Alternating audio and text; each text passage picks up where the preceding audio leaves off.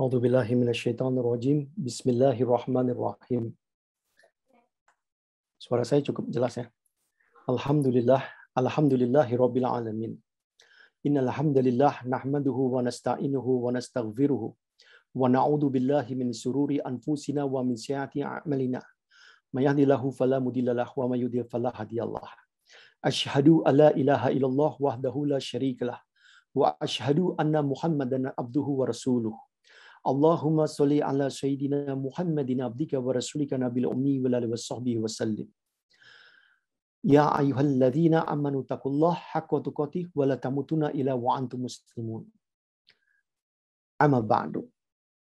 Ikhwah fillah rahimakumullah. Sahabat-sahabatku, Bapak Ibu semua yang dirahmati oleh Allah, yang disayangi dan dicintai oleh Allah Subhanahu wa taala.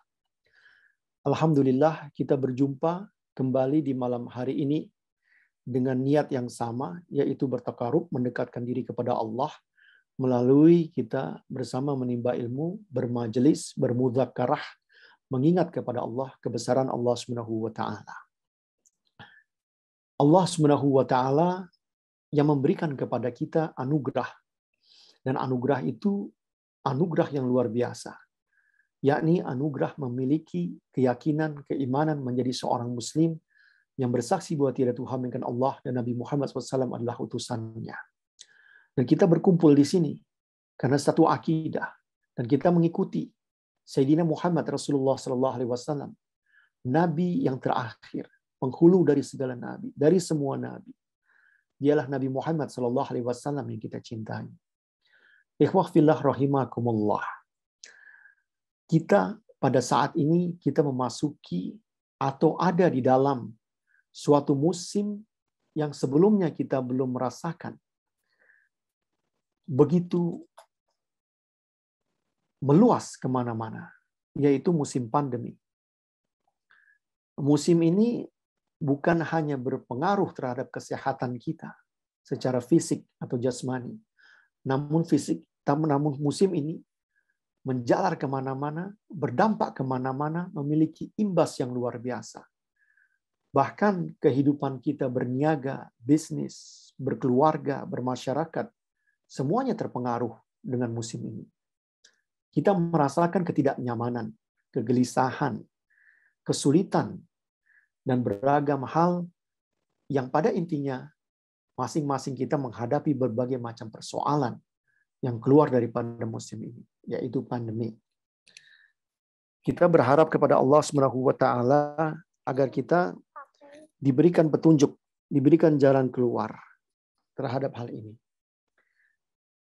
Dalam keadaan seperti ini, umat Islam terpecah menjadi dua atau beberapa bagian dalam menyikapi pandemi ini.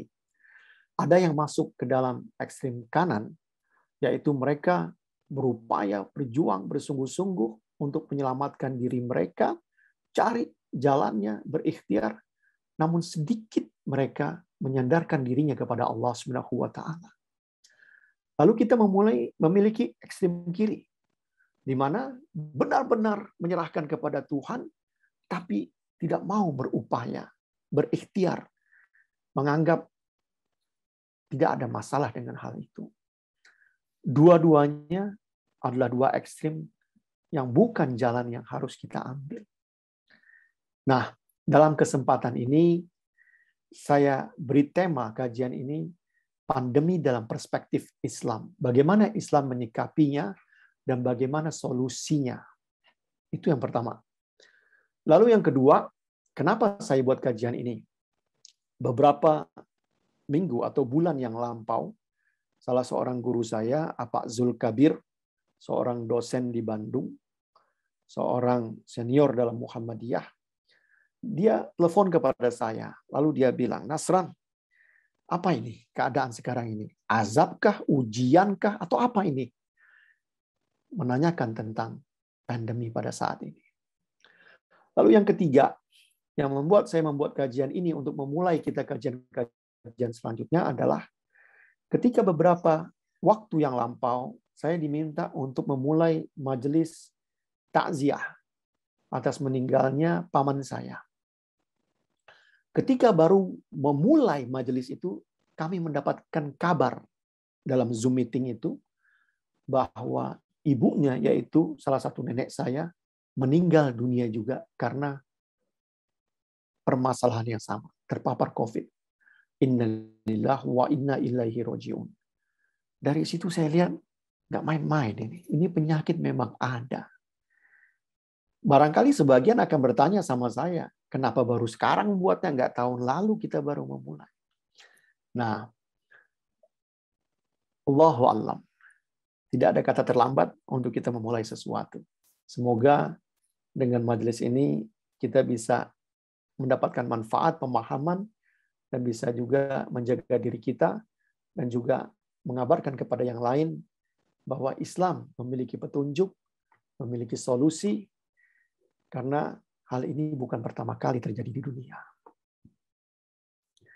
Alhamdulillah, alhamdulillahi rabbil alamin. My beloved brother and sisters, the world that we live now, we are facing uncertainty, difficult times, severe situation.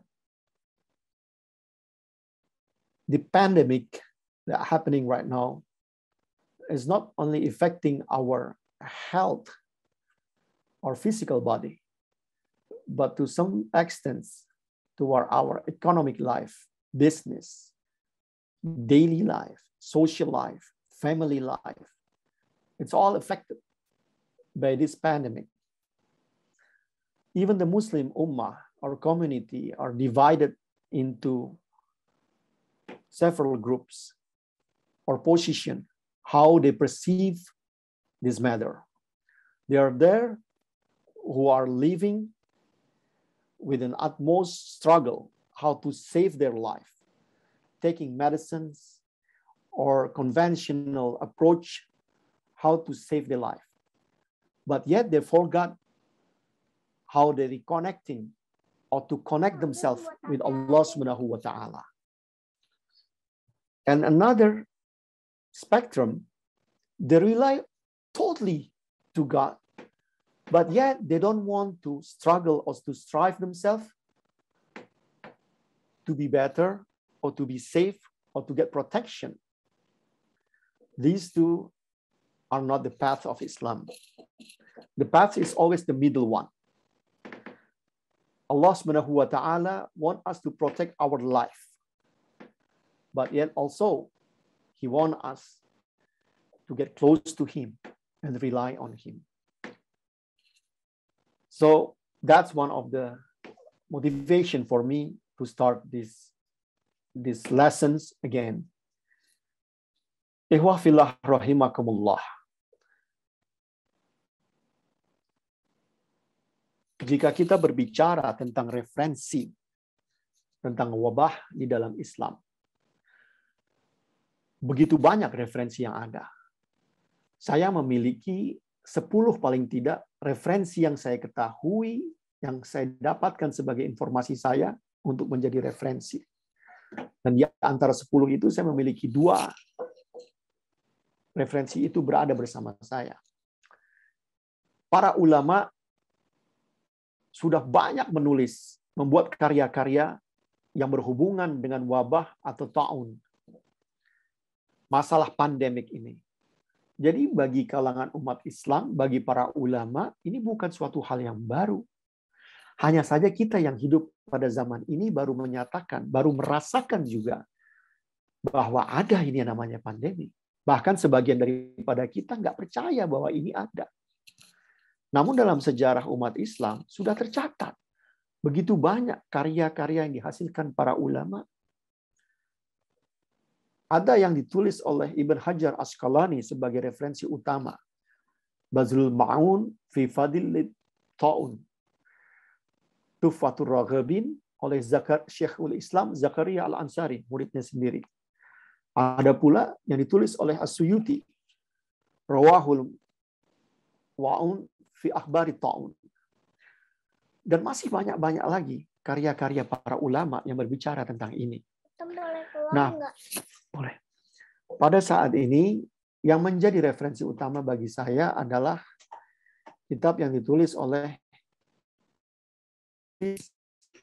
Ibn Hajar Asqalani. Dia menulis Badlul Ma'un fi Fadli Ta'un. Ini beliau adalah seorang ulama besar yang kitabnya menjadi referensi di dunia tradisional Islam, di pesantren-pesantren. Di antaranya adalah kitab Fathul Bari yang begitu banyak jilidnya sebagai penjelasan daripada Sahih Bukhari. Kitab ini yang berbicara tentang ta'un atau wabah atau pandemi ini dibuat olehnya karena banyak permintaan dari para sahabat-sahabatnya yang pada saat itu memang terjadi pandemi yang luar biasa. Sehingga mereka meminta Syekh untuk mengumpulkan hadis-hadis yang berbicara tentang ta'un dan menjelaskan apa isinya. Lalu Ibn Hajar menulis kitab ini dalam 2 periode. Dan pada waktu yang bersamaan juga, pada masa pandemi itu, dia memiliki 3 putrinya meninggal karena wabah yang melanda pada saat itu. Nah, di samping kitab itu, kitab ini dibuat, namun rupanya kitab ini begitu sulit untuk sebagian orang untuk dipahami. Maka murid beliau, yang juga merupakan ulama besar dan terkenal, yaitu Syekhul Islam Zakaria Al-Ansari, menulis kitab lagi yang isinya rangkuman berikut penjelasan yang dipermudah. Itu kitab Tuhfatur Raghibin ini. Nah, inilah karya-karya yang menjadi referensi banyak ketika para ulama, para dai, para ustadz berbicara membahas tentang wabah pandemik atau ta'un ini. Nah, di dalamnya ada poin-poin atau dalam sejarah-sejarah yang dicatat dan bagaimana perspektif Islam, bagaimana agama ini memberikan pemahaman terhadap apa yang kita hadapi pada saat ini. Itulah yang sedikit yang saya sampaikan untuk memberikan petunjuk, penjelasan bahwa hal ini yang namanya pandemi, adanya virus yang mewabah ini, bukan hal yang dibuat-buat pertama. Yang kedua, hal ini sudah ada sejak dahulu kala. Bahkan para ulama menulis tentang ini.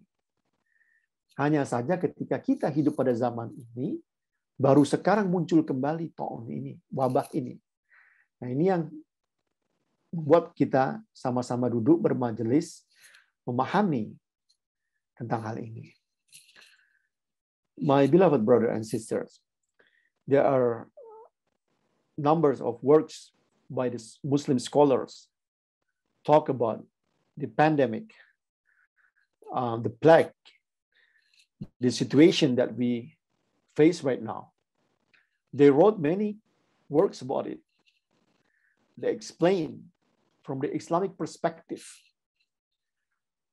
And then from many of them, there are 2 of them that I use as a reference from the great scholar of Islam.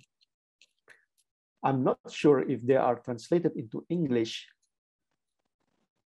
from the American publisher or the European, but they are there from the Indonesian perspective or translation. Ikhwah fillah rahimakumullah. Sahabat-sahabatku, Bapak Ibu yang dirahmati oleh Allah Subhanahu wa taala. Allah Al-Khaliq. Dialah Maha Pencipta, Sang Maha Pencipta. Dia menciptakan manusia, hewan-hewan, ikan-ikan, tumbuhan, apa yang ada di dalam langit, apa yang ada di dalam laut, apa yang ada di atas langit, apa yang ada di atas bumi ini, setiap yang melata, setiap yang berterbangan, semua ciptaan Allah, yang besar dan yang kecil, yang terlihat maupun yang tidak terlihat, atau yang hanya terlihat jika kita menggunakan mikroskop. Mereka semua ciptaan Allah Subhanahu wa taala. Ada begitu banyak kuman-kuman, bakteri-bakteri, fungus, virus, semuanya ada. Dan semuanya adalah ciptaan Allah Subhanahu wa taala. Begitu juga dengan virus COVID-19 ini yang dikatakan awalnya berkembang daripada Wuhan, Cina. Ini pun semuanya ciptaan Allah Subhanahu wa taala. Dialah makhluk-makhluk Allah. Allahu Akbar. Allahu Akbar. Betapa besar Allah Subhanahu wa taala. Beberapa hari yang lampau saya lihat di televisi ada kerangka buaya yang diciptakan ribuan atau jutaan tahun yang lampau. Para ilmuwan menemukannya. Dan itu pun ciptaan Allah Subhanahu wa taala. Allah Maha Pencipta. Allah Maha Berkuasa. Maka dengan itu mengetahui Allah lah yang memegang kendalinya. Allah yang mengetahui makhluk-makhluknya. Maka kepada Allah lah kita bersandar. Kepada Allah lah kita mohon untuk mendapatkan keselamatan, perlindungan daripada penyakit-penyakit atau wabah. My beloved brother and sister, we know that everything on earth, inside the sea, on the sky, big and small, animals, plantation, the seen and unseen, all are created from Allah Subhanahu wa taala. He is the one who created everything. He knows everything. The virus, the bacteria, all from Allah. He created everything. So we knew and aware that everything is belong to Allah. And we ask Allah Subhanahu wa ta'ala for protection, for the help. And Him we rely. Allahu Akbar. He is the greatest one. Dalam kajian ini, dalam kajian Islam, ada dua istilah yang utama terhadap penyakit menular ini. Yang pertama dikatakan ta'un, yang kedua adalah wabak. Dalam bahasa Arab dikatakan wabak, dalam bahasa Indonesia wabah. Ya, di bahasa Arab wabak, bahasa Indonesia wabah. Para ulama telah banyak membicarakan keduanya dalam karya-karya mereka. Bahkan mereka juga saling kadang-kadang di dalam beberapa definisi saling berseberangan. Pendapat yang satu mengatakan ini masuk ke dalam wabak, yang satu mengatakan ini masuk ke dalam ta'un. Namun kita mengetahui ada dua definisi ini. Dalam definisi ini, ulama mengklasifikasikan COVID-19 adalah bentuk daripada wabak, yaitu wabah. Dalam bahasa Indonesia, dalam bahasa Arab, ya kullu maradin am. Ini penyakit menular yang secara umum. Itu dikatakan wabah. Dalam bahasa Inggris, contagious. Contagious. Nah, sedangkan yang dinamakan ta'un adalah kullu maradin ghamik qatil. Artinya, penyakit menular ini yang pelik dan cepat mengakibatkan kematian secara tiba-tiba.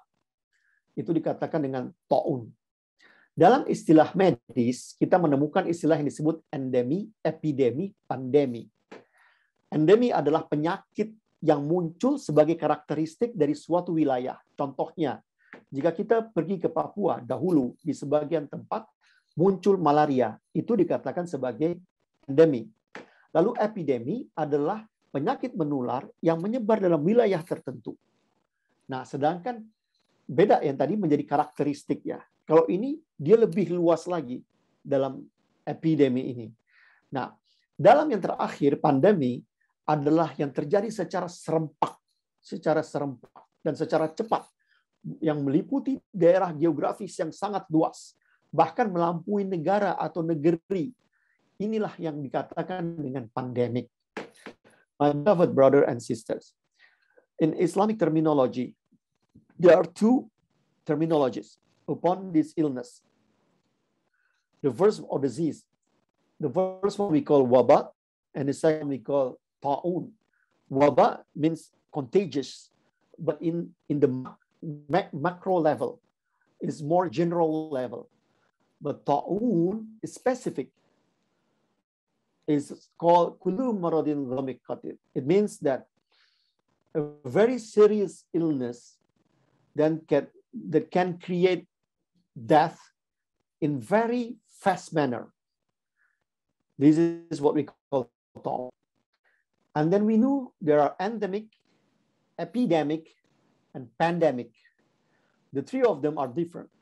The first one, like it attack only certain area and becoming the characteristic of a certain area, like what we call in the Papua, for example, with the malaria. And then second, we call it the epidemic. It goes only into certain area, by process. But the other one, pandemic, it goes very fast. And it goes into nations, states, bigger, wider demographic area. This is what we call pandemic. It's more widespread and create a sudden death. This is what we call pandemic. That's the situation that we are facing right now. Ehwa fillah rahimakumullah. Dikatakan oleh Sayyidati Aisyah radhiyallahu anha dari Rasulullah sallallahu alaihi wasallam, taun itu adalah penyakit kelenjar bagaikan penyakit kelenjar unta yang keluar dari persikuan dan ketiak. Ulama besar mazhab Syafi'i, Imam Nawawi rahimahumullah berkata dalam kitabnya Sahih Muslim di Syarh Al-Nawawi mendefinisikan taun sebagai luka yang keluar dari dalam tubuh manusia, terutama bagian ketiak, siku, tangan, jari-jari, bahkan bisa menyerang seluruh tubuh manusia jika dilihat, auzubillah minasyaitonirrajim, jika dilihat sejarah wabah dunia banyak yang seperti ada baru saja dijelaskan bahwa hanya sebagian dari wabah ini terjadi. Sebagian lagi terjadi dengan jenis-jenis yang berbeda. Ada yang demam saja. Jadi dalam sejarah dunia ini muncul yang dikatakan taun. Tapi taun itu sendiri akan spesifik. Ada yang demam saja, ada yang kelenjar, ada yang bisul, tapi menular cepat kemana-mana. Itu taun. Tapi kalau namanya wabah, itu terminologi yang umum. Ya semuanya bisa, taun, semua jenis taun bisa jadi wabah. Tapi wabah belum tentu taun. Nah itu kan kebalik-balik begitu. Nah Ibn Qayyim al-Jauziyah berpendapat, ulama besar ini, wabah dan taun itu bisa masuk kepada kaidah umum dan khusus. Artinya setiap taun adalah wabah. Namun tidak bisa sebaliknya. Ibn Sina, ya, yang dikenal dengan Avicenna, mengatakan menjelaskan bahwa taun lebih mudah menular ketimbang wabah, serta bisa menjangkiti satu negeri. Wabah bisa merusak udara, hingga udara tidak layak untuk dihirup oleh manusia dan hewan. Subhanallah, kita sendiri dalam menghadapi COVID-19 ini berproses untuk mengetahui airborne apa tidak. Dulu sudah dipelajari. Dan ini terjadi. Para ilmuwan muslim mempelajari hal ini. Subhanallah. Syekhul Islam Zakaria Al-Ansari mencatat dalam Tuhfatur Raghibin banyak sekali. My beloved brothers and sisters, I again reinstate some meanings from the scholars about what is wabah and what is ta'un, what is the plague and what is the specific plague. Yeah. Ibn Sina, Avicenna, you call it in English, I guess, Avicenna, or something like that. Avicenna explained that ta'un is faster to spread and more contagious than wabah, and will attack the whole region. Allahu Akbar. And can impact as well into the air. Now, I will go through what is Shaykhul Islam Zakaria Al-Ansari explained in Tuhfatur Raghibin. There are number of wabah, only some of them, only little bit of them, not the whole list, because there are many of them. So we knew that this plague has been going on for ages, for a long time ago. It came in and out, and some of the duration, even years, not only merely months, but years. It went away, and after decades, they come back again. And the times are numerous, and the symptoms are numbers. If you read it by yourself about this illness, it's very serious. And you can compare it to what we are facing right now. It's way different. It's way different. So then again, just to clarify in here, this is not the first time. This is not the first time. And there are teaching from the Prophet Muhammad sallallahu alaihi wasallam, from the companions, from the scholars of Islam, how they view about this illness, or the plague, or the pandemic. Subhanallah. How beautiful is this religion. You have a guidance for everything. Saudaraku yang dirahmati oleh Allah Subhanahu wa taala. Barusan saya sampaikan kepada saudara saya Brian bahwa apa yang terjadi dengan wabah ini atau taun, jika Anda membaca sendiri, Anda akan begitu takut. Karena jika saya bacakan secara detail, barangkali kita nggak bisa minum. Karena menakutkan. Namun cukup kita fahami bahwa ini bukan pertama kali terjadi. Dan ini benar-benar ada. Bahkan dalam listing yang dibuat oleh Syekhul Islam Zakaria Al-Ansari, begitu banyak nama-namanya yang melanda negeri kaum muslimin. Bahkan sebagian itu membutuhkan waktu bertahun-tahun untuk selesai wabah itu. Bukan bulanan loh. Nah, saya bukan menakut-nakutin, tapi saya ingin meyakinkan bahwa di sini kita harus sama-sama paham. Ini bukan pertama kali. Sudah pernah terjadi sebelumnya. Dan life goes on. Hidup terus berjalan. Dia hilang, dia pergi lagi wabah itu. Jadi jangan takut. Dan apa yang menjadi keindahan bagi kita dengan memahami ini, bahwa subhanallah, agama ini, Islam memiliki petunjuk untuk semua permasalahan. Dan setiap penyakit itu ada obatnya. Maka kita sabar, ketika kita bersabar akan mendapatkan kabar gembira. Nah, disinilah kita harus memahami. Dulu memang di awal-awal banyak yang tantang petenteng, berlaga, alah konspirasi teori lah, nggak ada lah ini itu, nggak usah pakai masker, nggak usah ini, nggak usah itu. Tapi ini ada. Dan bagaimana mereka kaum muslimin terdahulu menyikapinya? Ini yang betul kita ambil sebagai pelajaran. Subhanallah, begitu indah agama kita ini. Pernah ada yang namanya A'udzubillah minasyaitonirrajim. Ta'un Shirawai, yaitu terjadi zaman Rasulullah di Madain. Lalu ada juga wabah yang terjadi pada zaman Khalifah Umar bin Khattab. Keadaan penyakit menular yang begitu cepat yang terjadi sehingga Sayyidina Umar membatalkan rencana kunjungannya ke negeri Sam. Nah, itu pernah terjadi. Nanti kita akan bahas tentang itu. Lalu ada lagi Ibn Hajar Al-Asqalani menukilkan perkataan Imam Zahabi dalam kitabnya Syiarul A'lam An-Nubala tentang penutupan masjid saat terjadi wabah. Jadi penutupan masjid, kita nggak perlu meributkan sekali dan mempolitisir. Memang ini terjadi pada zaman-zaman terdahulu sehingga masih perlu ditutup untuk menjaga umat Islam. Nah, kita akan mempelajari di sini kenapa itu bisa muncul. Dikatakan pada tahun 448 Hijriah pernah terjadi bencana kemarau dahsyat yang menimpa Mesir dan Andalusia beserta periode kekeringan dan wabah sebagaimana yang pernah menimpa Cordoba. Hingga tersisa masjid-masjid ditutup tanpa ada yang sholat di dalamnya.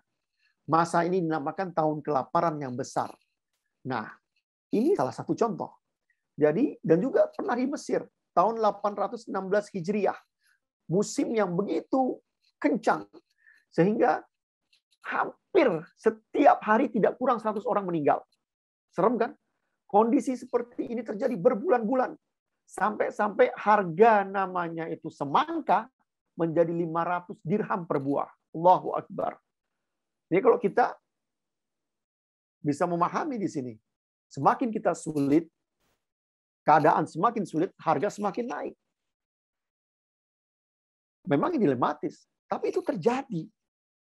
Nah, ini menjadi renungan bagi kita semua bahwa yang namanya wabah, pandemi, ini sudah terjadi dahulu. Dan sejarah umat Islam pun ada. Dan ulama mencatatnya. Dan dari situ banyak pelajaran yang akan kita ambil terhadap wabah ini.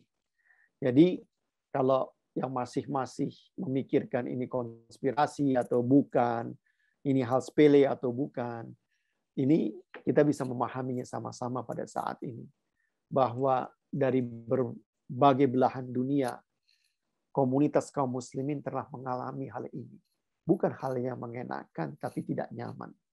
Tentunya kita tidak mau mendapatkan ini terus-menerus. Kita berharap Allah mengangkatnya, dan kita bisa hidup lagi sedia kala dengan keadaan yang lebih sehat, yang lebih baik. My beloved brother and sister, as I told you previously that this pandemic situation has been happening many times before. During the Prophet Muhammad SAW, during the companions, Sahabat Sayyidina Umar bin Khattab, in Cordoba, in Spain, in Egypt, in many different places. They came for many years or times period, and then even sometimes happening at the same time with the famine, with the drought, with the dry season, that affecting everyone, creating difficulty here and there. Even one reported in Egypt, once the price of the watermelon becoming 500 dirham for each. That's not quite expensive, it's very expensive. The price is skyrocketing.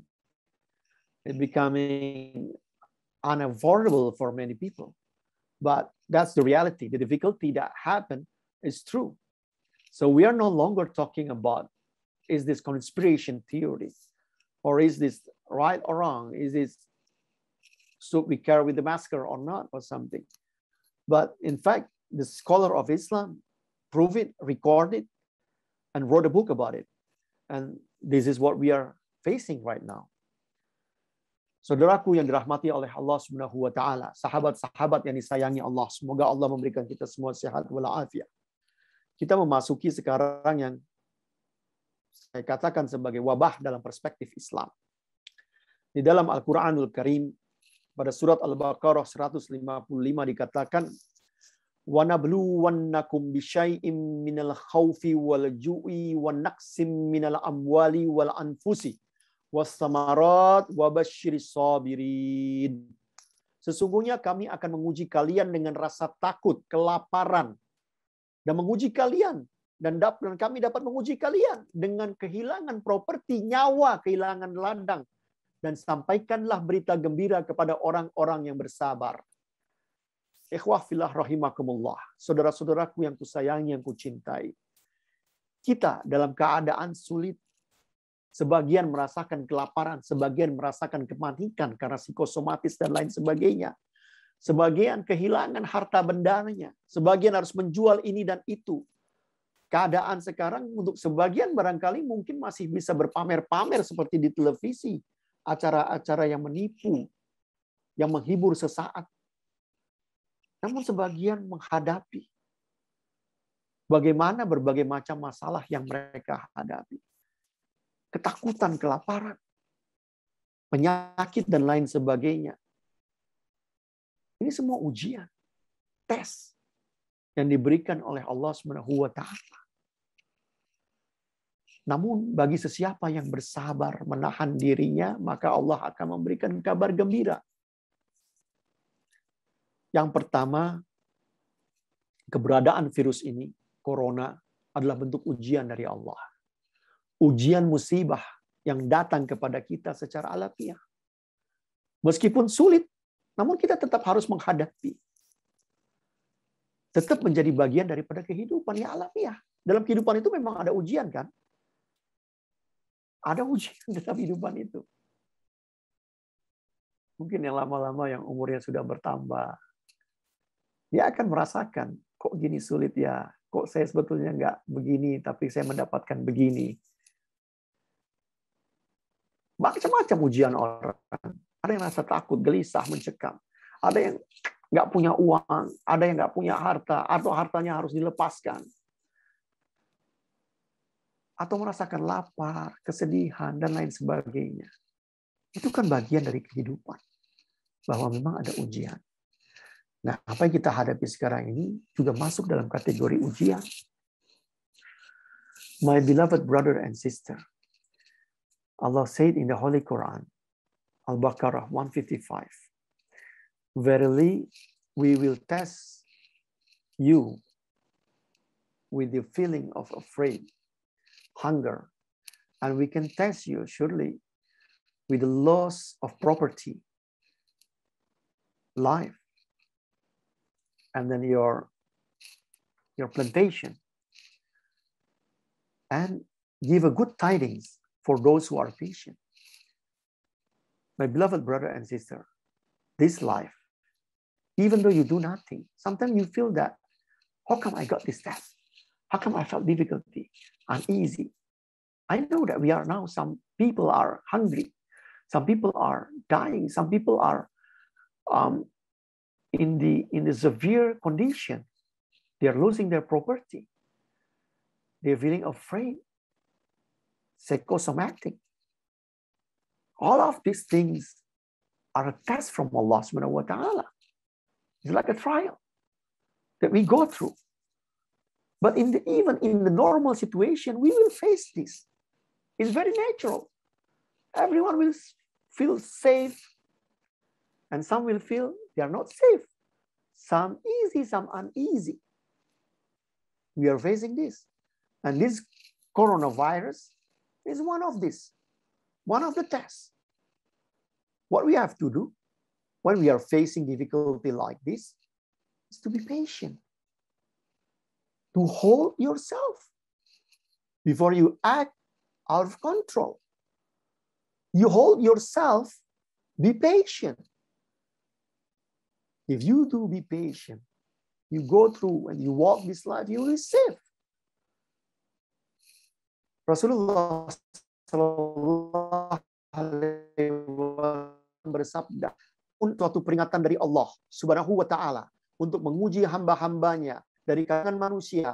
Apabila mendengar penyakit itu berjangkit di suatu negeri, janganlah kamu masuk ke negeri itu. Dan apabila wabah itu berjangkit ke negeri tempat kamu berada, jangan pula kamu lari daripadanya. Hadis riwayat Bukhari dan Muslim dari Usamah bin Zaid. Nah, ini hadis penggalan yang setengah terakhirnya. Ini yang akan menjadi referensi banyak bagi kita dalam menghadapi COVID-19 ini. Namun pertamanya diingatkan bahwa ini adalah peringatan dari Allah Subhanahu wa taala untuk menguji hamba-hambanya. Ada yang menarik, ini katakan oleh salah seorang ulama kita, ulama besar, Syekh Quraisy Shihab, bahwa ini adalah ujian oleh Allah kepada manusia yang mereka angkuh dan sombong. Maka bencana ini datang berupa ujian kepada manusia itu. Allahu Akbar. Allahu Akbar. Maka kita bersabar dalam menghadapi hal-hal seperti ini.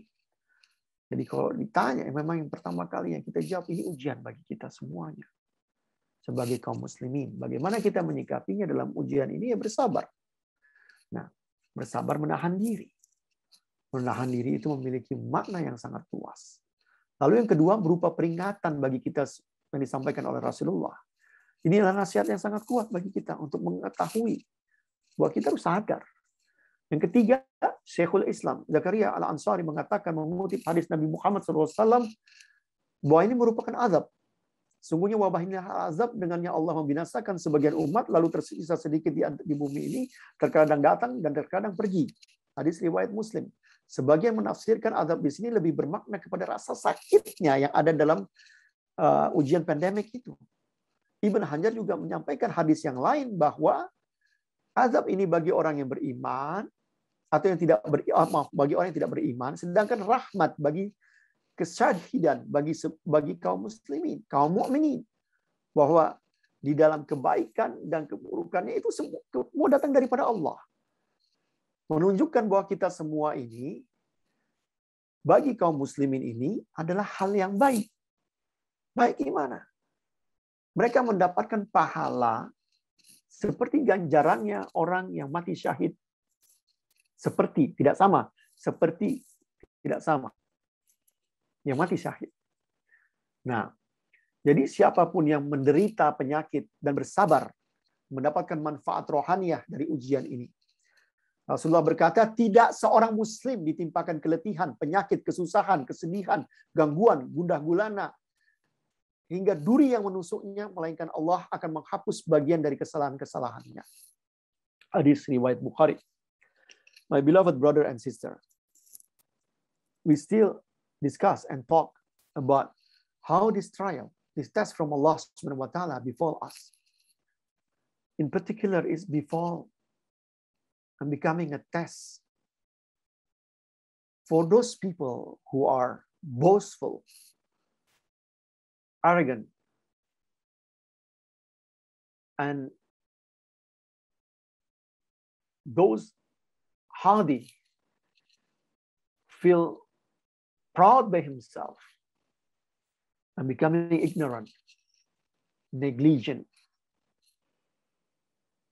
Those people need to be reminded to Allah subhanahu wa ta'ala. Allah wants us to be humble. Be a nice servant of Allah subhanahu wa ta'ala. Who remember Allah subhanahu wa ta'ala a lot. But yet many people are boastful. They are feeling that they are something. But they are nothing actually. And then this is becoming the reminder from Allah subhanahu wa ta'ala to us. Allahu Akbar. But yet again, for Muslims, we understood and everything is come from Allah subhanahu wa ta'ala. Even for the believer, they're becoming martyr. Those who die in the path of Allah. Of course, it's not the same like those who really die in the path of Allah, but they get the ajr or the gift from Allah as if they are dying in the path of Allah, becoming martyr because of the illness that they are getting in this pandemic situation. But for the unbeliever, it's becoming like chastisement for them. Something that they dislike is becoming the punishment for them. But then again, some people ask, how come it's becoming a mercy from Allah? Because there's the people, those who are dying because of this pandemic thing, they'll get the reward as a martyr. Ikhwah fillah rahimakumullah. Sebagian daripada kita sudah banyak berbicara tentang syahidnya seseorang yang terpapar virus corona ini. Ini karena dalam pemahaman dalam agama Islam, yang baik dan yang buruk semua datangnya daripada Allah. Dan kita mengetahui ini adalah ujian daripada Allah Subhanahu wa taala. Maka orang-orang yang mati karena ini mendapatkan dirinya menjadi syahid, tentunya tidak sama dengan syahid yang benar-benar berjuang secara fisik di jalan Allah, namun mendapatkan ganjaran seperti itu. Nah, dikatakan di sini, sebagian ulama mengatakan ini yang dikatakan sebagai syahid akhirat. Syahid akhirat ialah mereka yang dimandikan, dikafankan, dan disolatkan di dunia. Tetapi di akhirat mendapatkan pahala syahid. Maka orang yang wafat disebabkan COVID-19 disolatkan, sedangkan syahid yang tidak perlu dimandikan, dikafankan, dan disolatkan ialah mereka yang berjuang di jalan peperangan. Di situ ada perbedaan. Tapi mereka mendapatkan ganjaran syahid. Itulah makna syahid yang bertingkat-tingkat. Juga virus wabah ini bisa dipetik hikmahnya oleh Al-Imam Is bin Abdul Salam. Beliau adalah ulama besar. Menjelaskan bahwa musibah ini memiliki beberapa manfaat. Yaitu pertama, mengajak orang dengan ikhlas untuk bertobat kembali kepada Allah atas kesalahan mereka. Kesakitan dan kepedihan yang mereka hadapi membuat mereka kembali kepada Allah, dekat kepada Allah. Maka mereka tidak lagi melihatnya menjadi musibah, namun menjadi anugerah dalam pandangan yang lebih luas. Kesempatan mendapatkan pahala yang lebih banyak lagi. Menjadi kesempatan yang lebih menghargai ketimbang menjadi orang yang lalai. Sehingga dosa-dosa diampuni jika bersabar dan ketika mendapatkan musibah tersebut. Nah, inilah kita sebagai kaum muslimin mengimani takdir, ketetapan, ketentuan daripada Allah Subhanahu wa taala. Kita wajib meyakini bahwa musibah wabah ini yang terjadi merupakan takdir yang berjalan. Maka kita kembali kepada Allah, berserah diri kepada Allah, memohon perlindungan kepada Allah, dan mengembalikan semuanya kepada Allah dengan makna yang sangat luas. Dari sini kita memahami apa sebenarnya yang terjadi dengan kita pada saat ini. My beloved brother and sisters, Al-Imam Is bin Abdul Salam is a very well-known scholar. He said that the benefit of this plague or pandemic, I mean, he doesn't say it's like plague or pandemic, but it says like this calamity or misfortune.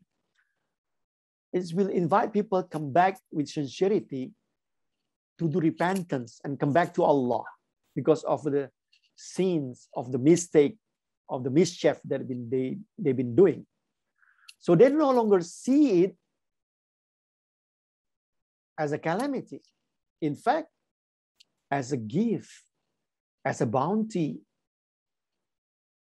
Because from their perspective now, is a chance, an opportunity to get more rewards from Allah subhanahu wa ta'ala. More bounty from Allah subhanahu wa ta'ala. So while they're understood now that no longer want to be negligent or be away from the religion. They want to be patient to face this condition. And we as a Muslim should understand all of this are come from Allah. It's by the decree of Allah. So we have to make sure ourselves understand that even this plague happening part of the decree of Allah. Way before human being created. So we surrender and rely ourselves. Ask for protection, helps, make a prayer. Ask for protection to whom? To Allah alone. Allahu Akbar. This is what we meant. How we face our condition right now. This is very important. Because you are not only depending of the medicine that is not proven yet right or wrong, or the vaccine, or anything. But the first and foremost, when we had this calamity or the test, what we have to do is to remember Allah subhanahu wa ta'ala alone. That the first and foremost. And then again, we follow. We'll continue again. Ikhwah fillah rahimakumullah. Bapak, Ibu semua yang dirahmati Allah. Maaf.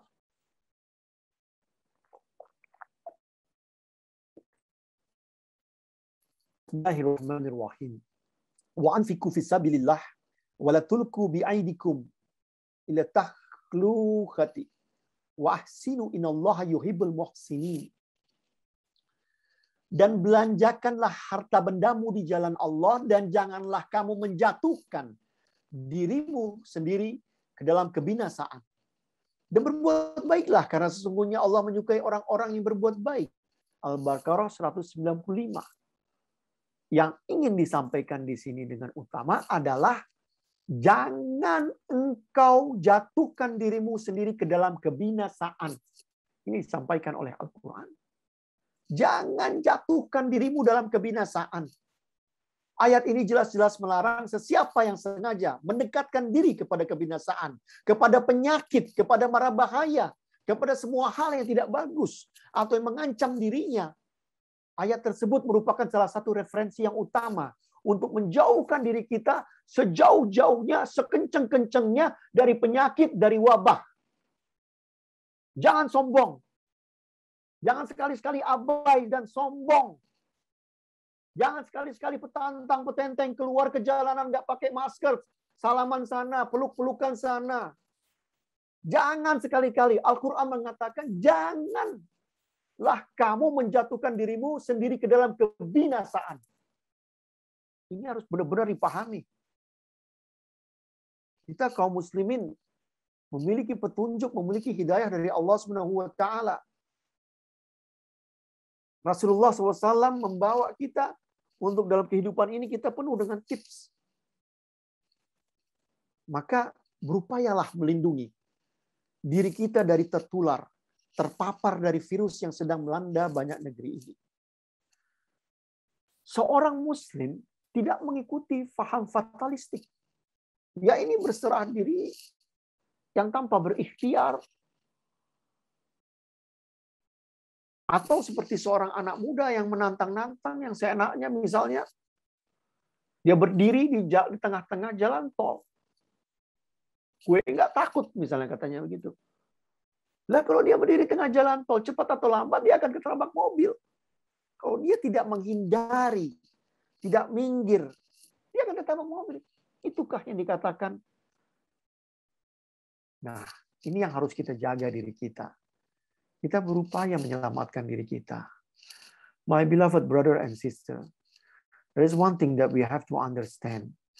That Allah Subhanahu wa Ta'ala remind us in the Surah Al-Baqarah 195 is to don't ever put yourself in danger. You can refer again, Al-Baqarah 195. In these verses, you have to save yourself. You have to protect yourself. You have to struggle. You have to come out from the difficulty. Don't put yourself in danger. So if you, let's say, doesn't care about putting up masker, shaking hand, hugging, oh, don't worry about it. I don't care about it though. I'll be safe. It's nothing. Don't ever do like that. Islam wants you to protect yourself.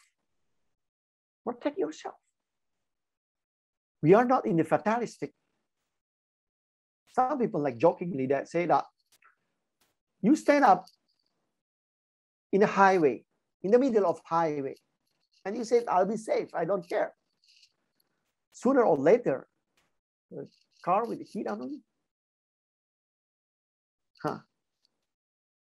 That's not make sense. You have to save yourself. Go to the sidelines. Protect yourself. Now, this is what we are facing right now. You want to save? Get protection. Imam Syafi'i telah menegaskan kepada kita bahwa seseorang berada di suatu tempat tahun menyebar luas di sana, maka semua orang bermukim di daerah itu adalah seperti orang mengalami penyakit mengkhawatirkan walaupun dia tidak terkena taun.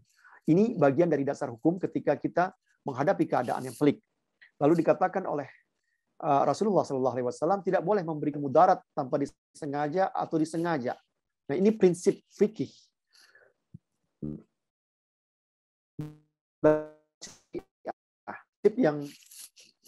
Prinsip fikih yang sangat dipegang, atau bisa dikatakan juga prinsip syariat, dasar syariat yang digunakan oleh banyak ulama. Dirar. Artinya tidak boleh kita membahayakan diri kita sendiri dan tidak boleh kita membahayakan diri orang lain. Ini prinsip utama. Anda pasti mendengar para ulama di awal-awal, bahkan MUI pun juga mengatakan ini. Karena ini prinsip dasar utama dalam Islam. La darara wa la dirar. Jangan bahayakan dirimu, jangan bahayakan diri orang lain. Maka sikap yang harus kita miliki, jangan bahayakan dirimu, jangan bahayakan diri orang lain. Ketika kita memakai masker, itu adalah upaya untuk tidak membahayakan orang lain jika kita terpapar. Atau kita tidak ingin terpapar dari orang lain. Nah, kita menggunakan masker. Kita tidak bersalaman. Kita menjaga jarak. Ini semua adalah bagian dari prinsip itu lahirnya. Nah, dan tidak bertentangan dengan prinsip itu. Dan Al-Quran juga mengatakan yang pertama, jangan membinasakan dirimu. Jadi agama ini jelas menghendaki kita untuk menjaga diri kita, memproteksi. Para ulama mengajak kita untuk melakukan itu semuanya. Nah, ini benar-benar harus kita pahami.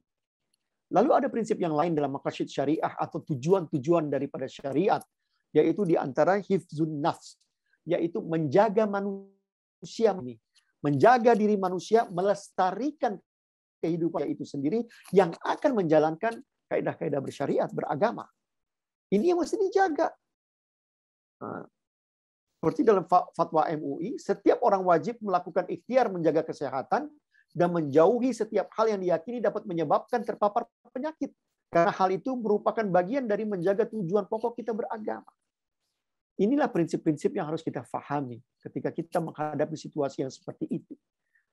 Maka begitu banyak yang harus kita jaga. Begitu banyak yang harus kita pahami bahwa Islam mengajarkan kita untuk menyelamatkan diri kita. Bukan untuk mengatakan, wah kita hebat, kita sudah beriman, kita sudah memiliki keimanan tinggi, kita nggak takut. Memang nggak boleh kita takut kepada Allah. Allah meminta kita untuk kita menjaga diri kita. Rasulullah memberikan tips bagaimana ini berjalan. Artinya, ya tetap kita jaga diri kita. Bagian daripada kita beribadah kepada Allah Subhanahu wa taala, kita coba jaga diri kita. Nah, dalam keadaan serba tidak menentu seperti ini, pandemi, sepatutnya kita jangan menyibukkan dengan banyak informasi yang nggak berguna, tuntunan yang tidak jelas, dan berbagai macam hal yang tidak ada petunjuk daripada Islam. Maksudnya, apapun yang dilakukan ini, kadang-kadang kan orang suka menyebarkan berita-berita yang tidak benar. Berita-berita yang menipu, berita-berita yang menyibukkan diri kita saja. Ini nggak benar kan? Nah, kita harus menjaga diri kita daripada hal-hal itu semua, terutama di medsos. Ikhwah fillah rahimakumullah. Saudara-saudaraku, Bapak Ibu semuanya. Grup medsos kita ini, ya, WA grup kita ini udah kebanyakan cerita tentang COVID. Sampai detail banget. Semua kirim. Sehari kadang-kadang berapa kali. Ini ya terus terang, bukannya bagus. Bukannya bagus. Kita Islam punya kehidupan. Ada kita harus beribadah, bakti sama orang tua, taking care, menjaga anak-anak kita, menemani istri kita, berbahagia, bercanda dengan mereka. Atau membantu, memasak, bekerja, membaca, mencari ilmu, bermajelis. Banyak sekali kegiatan kita yang harus kita lakukan. Bukan berarti itu semua setelah lockdown dan stay at home kita nggak ngapa-ngapain, lalu kita sarser terus. Tahu nggak apa yang terjadi dengan sarser ini? Bukan bagus loh. Kita nakut-nakutin saudara kita. Sehingga imunnya lemah. Ya mbok, kalau kita dalam setiap grup, kita sudah dalam minggu ini udah share sekali 2 kali. Udah cukup. Share yang lain. Share tentang happiness. Kok bisa share tentang gambar pemandangan yang indah mengingatkan kita kebesaran Tuhan? Share apa resep masakan yang menyehatkan? Atau share kegiatan lain, tips-tips yang lain. Hidup ini enggak cuma COVID terus-menerus di-share. Takut ini, takut itu, segala macam. Kan kasihan saudara kita. Kita enggak semuanya sama pikiran kita. Maka berilah ketenangan. Share tentang atau ayat-ayat, hadis-hadis yang lainnya. Ini bagian daripada kita berupaya menghidupi kehidupan kita, menjaga kehidupan kita bersama-sama. Maka ketika datang berita-berita tersebut, bertabayunlah kita, mengkonfirmasikanlah kita. Ini adalah bagian daripada umat Islam. Tradisi umat Islam. Kita check and recheck. Kita sudah punya gugus tugas. Mereka yang taking care semuanya memberikan informasi yang jelas. Sudah. Jangan semuanya ikut-ikutan jadi agen penyebaran. Ya kalau Anda ahlinya, Anda bukan ahlinya. Cuman kebiasaan sarser aja. Itu nggak bagus. Kita harus memproteksi diri kita, pikiran kita, kehidupan kita sehari-hari. Hidup kita juga bukan cuma mainan HP, nge-share ini. Itu banyak yang kita lakukan. Dengan begini ada waktu-waktu beserta keluarga bersama anak dan istri. Yang tadinya banyak di kantor, banyak orang lihat orang di kantor, lebih banyak dalam kehidupan kita ketimbang orang-orang di rumah. Sekarang kita dengan orang-orang di rumah. Berbicara, taking care, segala macam. Belajar agama sama-sama, baca Quran sama-sama. Mengajarkan alif ba ta sama-sama. Hal-hal seperti ini banyak kita lakukan, Masya Allah. Jadi hal yang bagus. Okay. My beloved brother and sisters, now we are entering what we call to put priority for yourself to do what we call ikhtiyar. It means to struggle, to strive yourself, to protect yourself. Nah,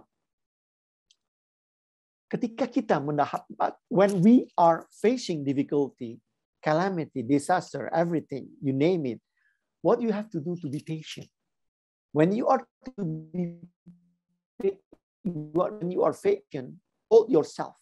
When you hold yourself, and then sometimes you cannot control yourself, but to think more and more about your difficulty, your sadness, your uneasiness. Sheikh Muhammad Al-Ghazali told us the tips. If you face this situation like that, your patience means that you have to get up and find the solution. This is what we call patience. Now,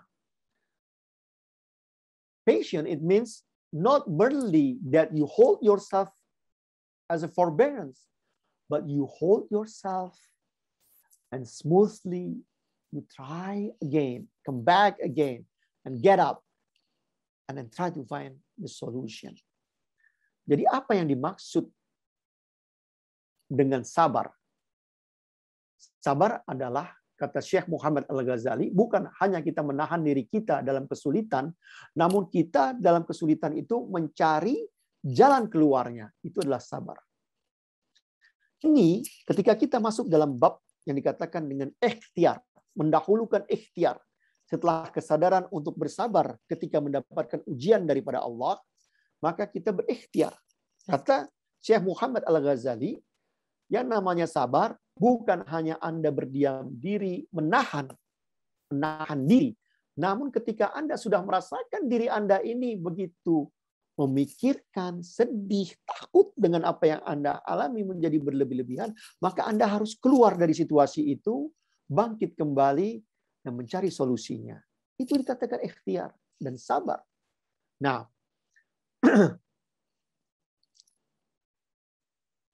seseorang datang kepada Nabi Muhammad SAW.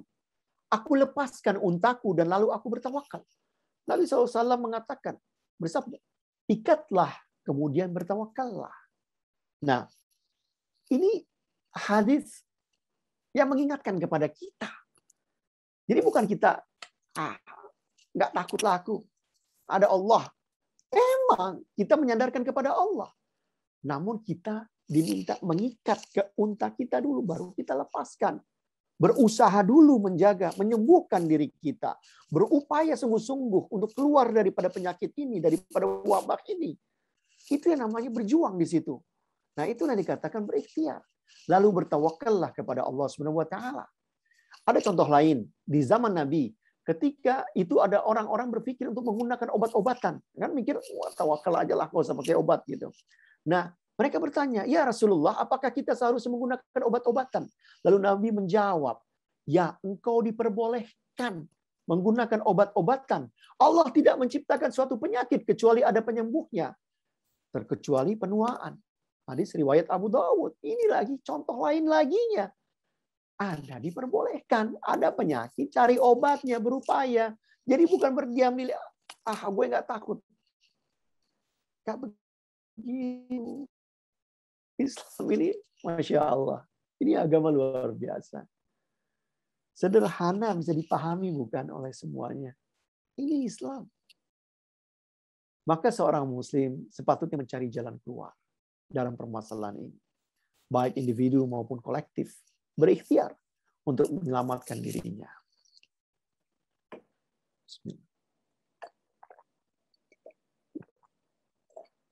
My beloved brothers and sisters, Prophet Muhammad SAW told, once someone came to him and he said that,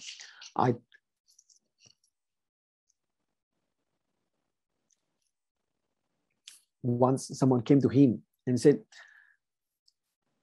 I let free my camel and then I put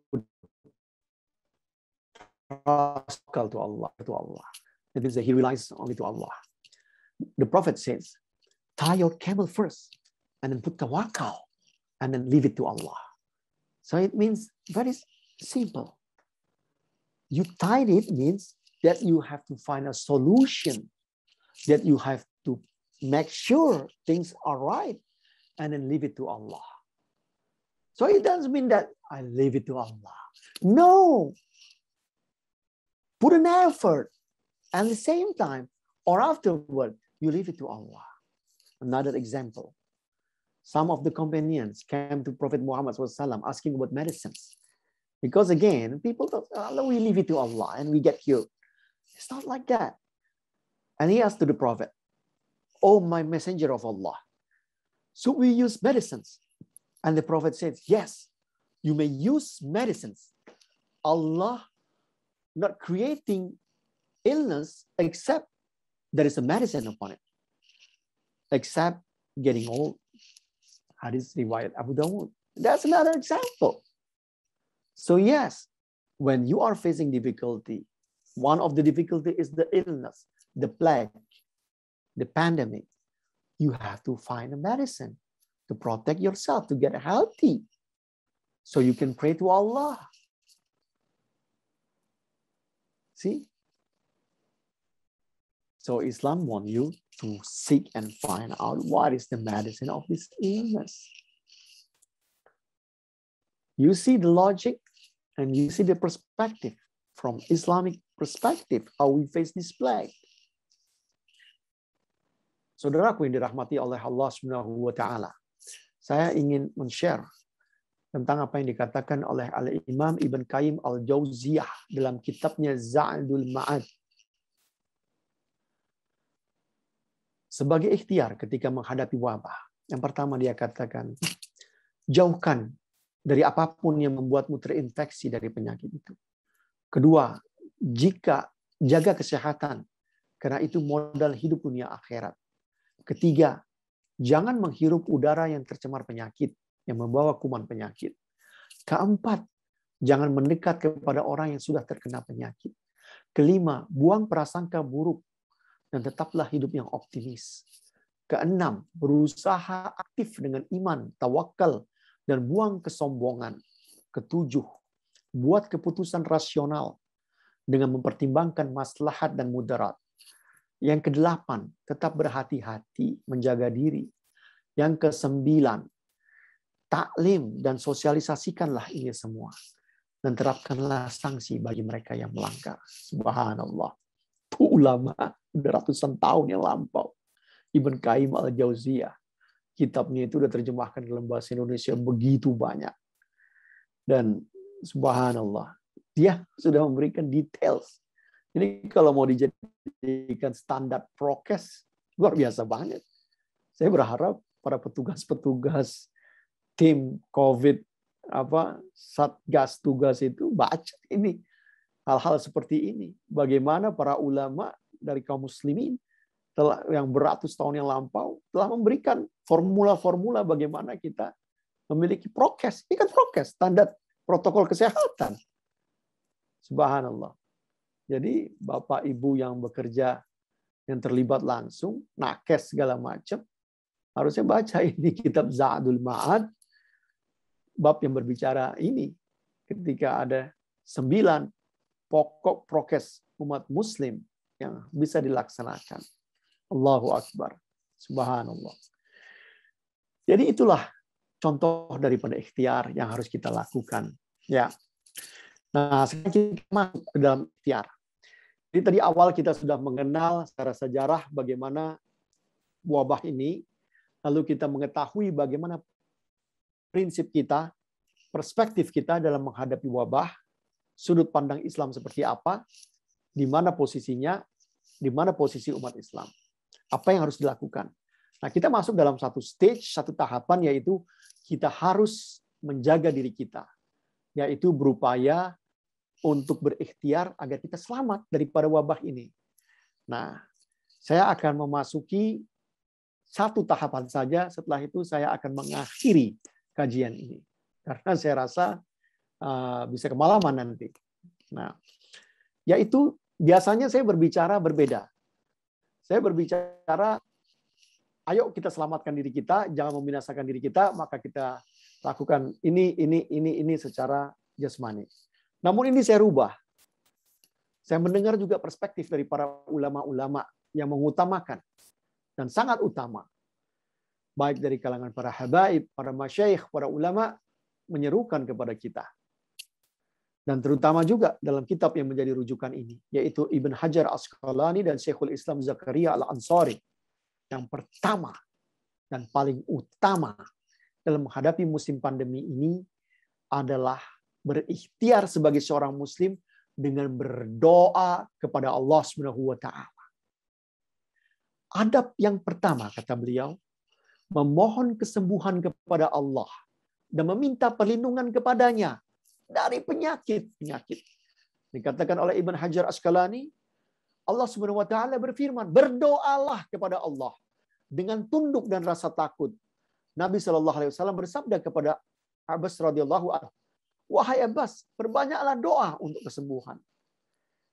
Ikhwah fillah, sahabat-sahabat, bapak ibu, orang tuaku semuanya. Ketika kita mendapatkan ujian ini, wabah yang mengelilingi diri kita ini, yang begitu mencekam, yang pertama kita lakukan, yang paling utama kita lakukan, ingat kepada Allah dan berdoa langsung kepada Allah. Minta perlindungan. Ini yang utama. Kita tahulah, nanti kita akan bahas mau jaga jarak, masker, obat, ini segala macam. Makan yang sehat. Itu nanti kita bahas. Tapi ini pertama. Kita harus ingat semua ini. Kita nggak bisa jadi orang yang terlalu mengandalkan logika kita saja bagaimana menyelamatkan dengan obat-obatan. Nggak bisa. Kita minta sama Allah yang menciptakan itu semua. Kuman-kuman, penyakit, segala macam. Jentik-jentik yang kelihatan, yang nggak kelihatan. Hal yang kelihatan maupun yang nggak kelihatan. Gangguan hal yang nggak bagus. Berlindung sama Allah, minta obatnya, sembuh sama Allah. Ini yang utama. So my beloved brother and sisters, we know that, understood that we have to protect ourselves to get the cure, the medicine, to save our life. Okay, so what we have to do? The first and foremost, as a Muslim, is come back to Allah, remember Allah, and ask Allah to help you to get better, to get healthiness, to get protection. Ask Allah with the humbleness, feeling aware. And Prophet Muhammad SAW suggests, make a lot of prayers for your healthiness, for your cure. See, first and foremost, don't forget, always connect yourself to Allah. Connect yourself to Allah. Remember Allah. Remind yourself to Allah. Come back to Allah. Raise up your hand. Talk to Him. Before you take those medicines, vaccines, masker, whatever you do. The first one, first and foremost, tell yourself, tell your wife, tell the rest of the family. Raise up your hand, ask Allah subhanahu wa ta'ala. Oh Allah, please give me sihah wal afiyah. Selalu ingat sama Allah. Ujian ini dan beragam situasi. Sungguh-sungguh berdoa kepada Allah. Al-Habib Umar bin Hafiz mengatakan, melawan bala, zikir, salawat, istighfar kepada Allah. Semua amalan-amalan ini menjadi upaya kita untuk melindungi diri kita dari beragam hal yang tidak baik, menjaga perisai, menjadi perisai bagi kehidupan kita seharian. Benar ini. Doa, sedekah, zikir, salawat, istighfar. Istighfar terus menerus. Jangan sombong. Kita ini buat salah banyak. Istighfar ini bukan hanya untuk kita minta ampun, tapi menjauhkan daripada bala, daripada hal-hal yang nggak baik. Istighfar itu memudahkan kehidupan kita. Berzikir itu menenangkan hati kita. Bersedekah itu bisa menolak bala. Doa itu memohon Allah. Ini kita lakukan. Dan di antaranya kita harus membiasakan zikir-zikir di pagi hari dan di petang hari.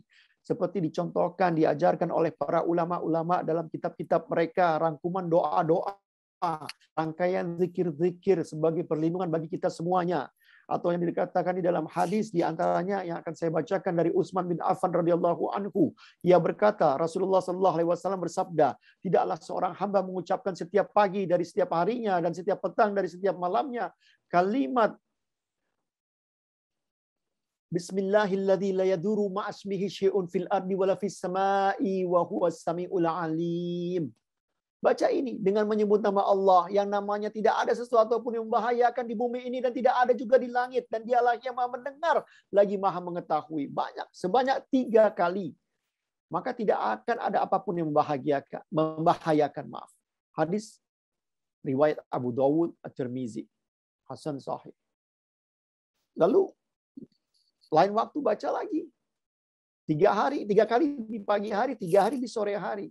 Suratul Ikhlas, Suratul Falaq, Suratul Nas. Ini pun juga melindungi. Pada malam hujan lagi gelap gulita kami keluar mencari Rasulullah SAW untuk sholat bersama kami. Lalu kami menemukannya. Beliau bersabda, apakah kalian telah sholat? Namun sedikit pun kita tidak berkata apa-apa. Aku tidak berkata-kata. Beliau bersabda, katakanlah. Namun sedikit pun aku tidak berkata apa-apa. Beliau bersabda, katakanlah. Namun sedikit pun aku tidak berkata apa kata-kata. Kemudian beliau bersabda, katakanlah. Hingga aku berkata, wahai Rasulullah, apa yang harus aku katakan? Rasulullah SAW bersabda, katakanlah, bacalah surah Qul huwallahu ahad dan Al-Mu'awwidzatain, yaitu Al-Falaq dan An-Nas. Sore banyak 3 kali ayat-ayat mencukupkan menjaga dari segala keburukan. Hadis riwayat Abu Dawud. Nah, ini kita biasakan askar-askar, zikir-zikir ini yang sederhana, tapi kita biasakan, entah kita sendiri, entah bersama keluarga, sebagai perlindungan daripada hal-hal yang tidak terlihat, bahkan penyakit-penyakit ini pun juga tidak terlihat. Segala keburukan dijauhkan daripada kita. Jadi dosisnya itu memang rohani kita juga kita kuatkan. Sholat kita, ibadah kita, baca Quran kita, zikir kita. Nasihatkan kita banyak berzikir. Ini melindungi kita semuanya. Berdoa sama Allah. Ketika kita berdoa sama Allah, kita mengangkat angan kepada Allah Subhanahu wa taala, kita minta diberikan kesembuhan, diberikan sehat. Jangan berhenti di sehat, katakan sehat wal afiyah. Afiah itu artinya perlindungan di dunia, di akhirat. Kebaikan di dunia, di akhirat. Semuanya menyeluruh baik buat kita. Itu afiah. Nah itu kita minta sama Tuhan. Terus menerus. Atau doakan saudara-saudaramu yang sedang sakit. Si fulan sakit. Ya Allah, sahabatku sakit. Sembuhkanlah dia ya Allah. Gak usah cerita sama orang. Nanti ada malaikat yang mengaminkan. Amin juga buat dia yang mendoakan. Subhanallah. Doa buat 1 dapat 2. Luar biasa. Nah, ini kita lakukan. Hal-hal ini kita punya keyakinan dalam diri kita sebagai seorang muslim. Ini yang menaikkan imun kita. Jadi ngomong imunitas itu bukan cuma vitamin C terus-terus. Tapi vitamin yang membuat kita imun, aman, iman, semuanya ini hidup. Nah, lalu apabila kita keluar dari rumah, kita membaca doa. Bismillahi tawakkaltu 'ala Allah. La haula wala quwata illa billah. Sederhana. Dulu saya itu waktu belajar Syria, lihat ada satu orang sukses mulu dia nih. Belajar bagus terus nilainya. Apa sih rahasia kamu bisa begini? Dia bilang, saya tiap keluar rumah, saya bilang Bismillahi tawakkaltu 'ala Allah. Diserahkan semua sama Allah. Ujian-ujiannya bagus orang ini. Nah, terus saya teringat itu kayak itu terus. Ini pun juga dalam keadaan seperti ini. Kita keluar rumah. Ini kita kan mesti keluar rumah. Bagi sebagian kita. Nggak semuanya punya pembantu banyak atau supir yang bisa jalan ke sana kemari. Kayak saya mesti terus ke pasar. Istri saya bilang kamu di rumah. Jaga anak. Saya yang ke pasar tradisional. Beli kebutuhan apa yang untuk Sabtu Minggu, saya balik lagi pulang. Saya di sana nggak ngobrol sama orang. Beli, pulang. Pakai masker, jaga diri, jangan sentuh orang, jangan salaman, jangan ngobrol. Cukupnya. Kadang saya perlu jumpa orang dalam meeting. Nggak lama saya pulang. Tapi sebelum itu kita keluar rumah. Kita melangkahkan kaki. Ini Bismillah tawakkaltu 'ala Allah. Udah, jangan pusing-pusing macam-macam. Kalau macam-macam psikosomatis kita. Nggak bisa dong, nggak semua orang itu bisa hidup di rumah enak-enakan, menjaga dirinya. Tapi orang harus ada yang keluar rumah, menjaga. Dan juga kita harus keluar rumah untuk berolahraga. Pakai masker, tetap harus keluar rumah. Ada salah seorang ulama di Amerika, Imam Zaid Sakir. Dia bilang, ini keadaan memang seperti begini.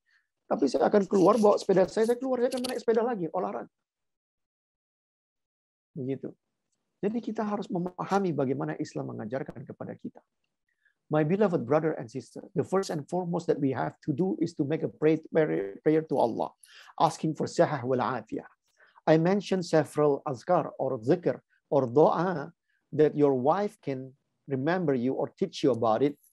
There's a for protection that you can recite it 3 times in the morning, 3 times in the evening. We have to believe. We have to put our faith. We make zikr to Allah, remembrance to Allah. This thing will protect you. So Don't only focusing yourself with the tips of the doctors, medicines, but forgetting Allah. This is not right. As a Muslim, we have to make prayer to Allah. To remember that we have to remember Allah and make dua to Allah subhanahu wa ta'ala. That's what we have to do. And when you walk yourself out from your house, because you have to go out sometime, right? To get something for your wife or family, or to do sport or something, with the protection, of course. When you go out, you say, Bismillah tawakkaltu ala Allah. By the name of Allah, I put my trust to Allah. La hawla wa la quwwata illa billah. There is no power except from Him. That's what it means, roughly. So you recite that one and let Allah protect you. Ada juga doa yang khusus seperti Allahumma inni a'udzubika minal baras wal junun wal juzam wal sa'il asqam. Ini, ya Allah, aku berlindung kepadamu dari penyakit belang, gila, kusta, dan dari segala penyakit yang buruk lainnya. Itu doa yang kita baca.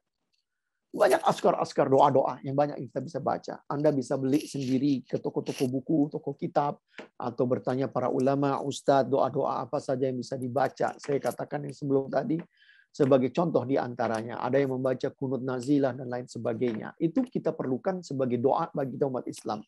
Samping itu kita bisa mendawamkan membaca Al-Quran terus-menerus. Ini sebagai upaya kita untuk melindungi diri kita. Jadi jangan kita terlalu rasionalitas hanya menggunakan obat-obatan, tapi kita tidak membentengi secara spiritual.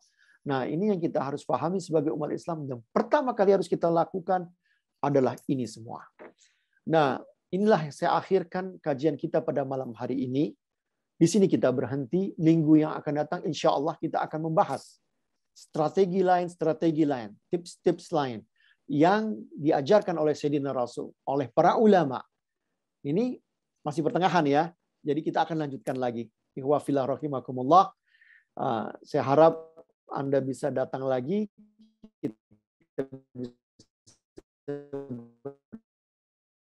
Yang akan datang, ayat Anda, saudara Anda, keluarga Anda, sayangi diri kita semua. Semoga Allah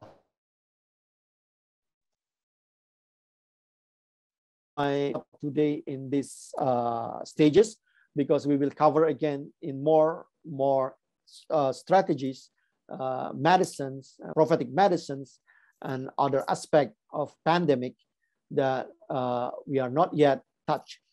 Inshallah, we meet again next week. We will get together and learn again. May Allah protect us, get us healthy, and then we end up with the prayer in Arabic. And then it's nice to see you again, everyone. May Allah protect you, give you a healthiness, sahah wal afiyah. Bismillahirrahmanirrahim. Alhamdulillahi rabbil alamin. Allahumma sholli ala sayyidina Muhammad wa ala ali sayyidina Muhammad. Rabbana atina fid dunya hasanah wa fil akhirati hasanah wa qina adzabannar. Rabbana atina min ladunka rahmatan wa hayyi lana min amrina rasyadan. Allahumma dinas syiratal mustaqim. Allahumma as'aluka sihhatan wal afiyah wa shifaan min kulli da'. Ya Allah, wa ya muqallibal qulub syabbis qulubana ala dinik wa ta'atik. Wa ya musyarrifal qulub syarrif qulubana ala ta'atik. Wahai Tuhan kami, ampunlah dosa kami, maafkanlah kesalahan kami. Ya Allah, yang membolak-balikkan hati kami, jadikan hati kami cenderung kepada Engkau dan ketaatan. Dan ya Allah, kami mohon kepada Engkau, karuniakanlah kami sihah wal afiyah. Dan Rabbana atina fid dunya hasanah wa fil akhirati hasanah wa qina adzabannar. Karuniakanlah kebaikan bagi kami di dunia maupun di akhirat, dan jauhkanlah kami daripada siksa kubur, siksa api neraka. Ya Allah, kami mohon kepada Engkau, Rabbi zidna ilman, tambahkanlah ilmu pemahaman kami akan agama ini.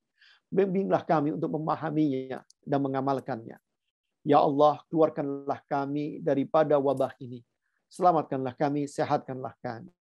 Dan sembuhkan yang sedang terpapar. Sehatkanlah mereka. Ampunlah dosa kesalahan kami yang banyak lalai. Ya Allah, ampunlah dosa kesalahan kami, bimbinglah kami di jalan yang lurus. Amin ya rabbul alamin. Wa sallallahu alaihi wasallam. Alhamdulillah rabbil alamin. Mari kita tutup dengan pembacaan suratul wal asr. A'udzu billahi minasyaitonir rajim. Bismillahirrahmanirrahim. Wal 'asr innal insana lafi khusr illa alladziina aamanu wa 'amilus solihati wa tawassaw bil haqq wa tawassaw bis sabr. Shadaqallahu ta'ala al azim. Wassalamualaikum warahmatullahi taala wabarakatuh.